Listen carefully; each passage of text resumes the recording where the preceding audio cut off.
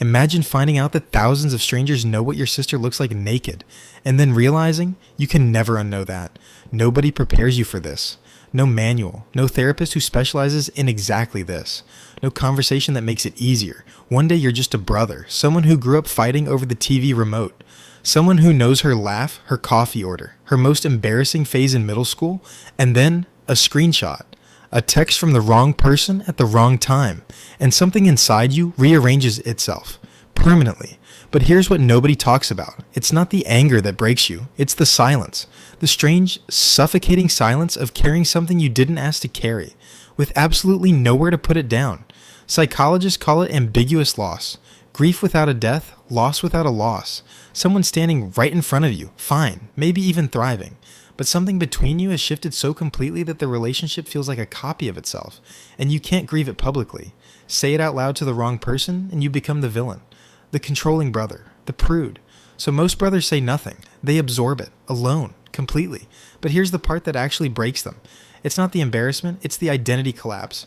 Because who you are is partly built on who the people around you are.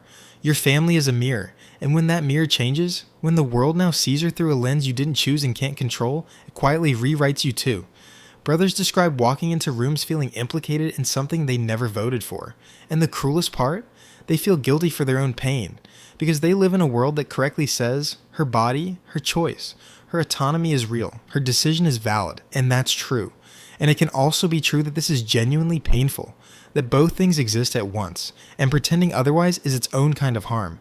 Because what this situation actually forces, brutally, without warning, is a question most people never have to answer. How do you love someone without owning them? The sister you grew up with was never yours to define or contain. She was always a separate person who happened to share your last name and your childhood. But the illusion of family as something you control was invisible, comfortable. You didn't even know it was there, until it wasn't. Some brothers, after the grief and the silence, arrive somewhere unexpected. Not clean acceptance, something stranger, clarity. They stop seeing her as a reflection of themselves, and for the first time, they see her as just a person. Separate, autonomous, fully real.